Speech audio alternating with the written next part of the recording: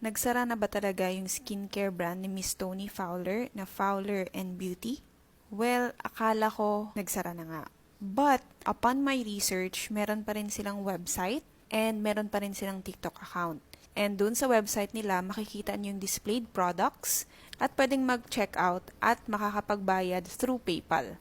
So, possible na hindi pa rin nagsasara yung mismong skincare brand ni Miss Toni Fowler. Kaya lang, upon my research too, hindi ko na rin nakita na active sila dito. Hindi ko na rin sila nakita na active dito sa isang platform. At syempre dito sa isang e-commerce platform. At banned na rin sila dito. So ang tanong, active pa rin ba talaga? Alam nyo guys, si Miss Toni Fowler, napakaganda ng nangyari sa kanya. Why? Because meron siyang active audience. Malaki na rin yung influence niya sa mga tao. At sobrang dami niyang fans. Yes, ang dami niya talagang followers. Famous na siya at lagi pang viral. But it's really interesting that kahit gaano pa kasikat si Miss Toni Fowler, hindi as movable ng ibang brands yung kanyang skincare brand. Because here's the reality. Ang pagpapatakbo ng isang e-commerce brand ay hindi madali. Paulit-ulit ko yan sinasabi. Isa sa mga dapat i-secure ng isang CEO ay ang operations. At under that operations ay dapat magkaroon ng sistema. So dito talaga ako medyo nangihinayang dito kay Miss Toni Fowler. Because as a CEO, as what I've said on my previous videos, CEO should have the vision, should know how to build team, alam kung ano yung pasikot-sikot sa operation, makes critical decisions like for example itong nangyayari sa Fab. Ano yung mga pinakamaayos na gawin para mag-continue sana yung growth niya. And of course, as a CEO, kailangan marunong ka talaga mag-build ng system. Sana ang ginawa ni Miss Toni Fowler, nakapag-hire siya ng magaling na CEO na kung saan pwedeng gawin ang mga to while she remains as a celebrity, as an influencer, and as a content creator. So if kami with my team ang tutulong kay Miss Toni Fowler, isa talaga sa mga aayusin namin is yung nag-i-exist na website niya.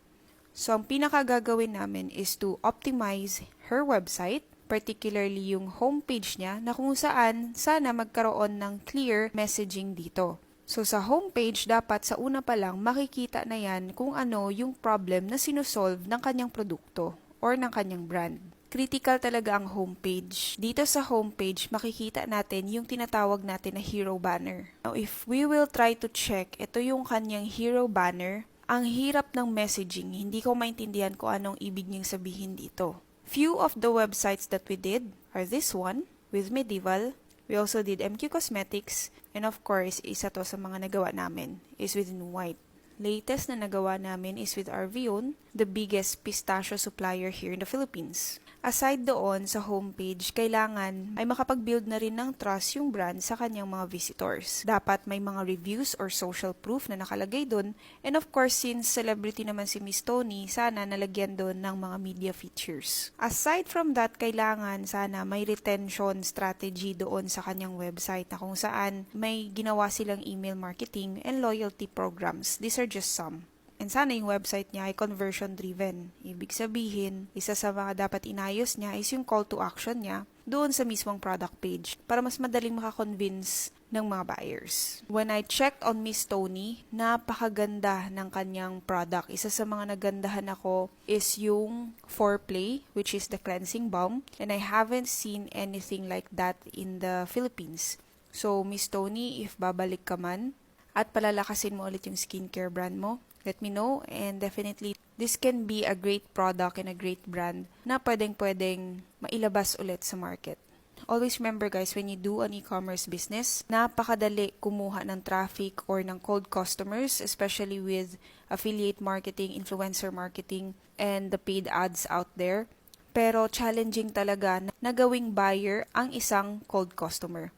And isa sa mga challenging talaga ay gawing loyal buyers itong mga naging buyer mo na. So yun lang, hopefully may natutunan. And if you wanna learn more about how to run an e-commerce business, follow me. You can also join this one, yung community na binubuo ko, so that you can learn about strategies. Yun lang, bye!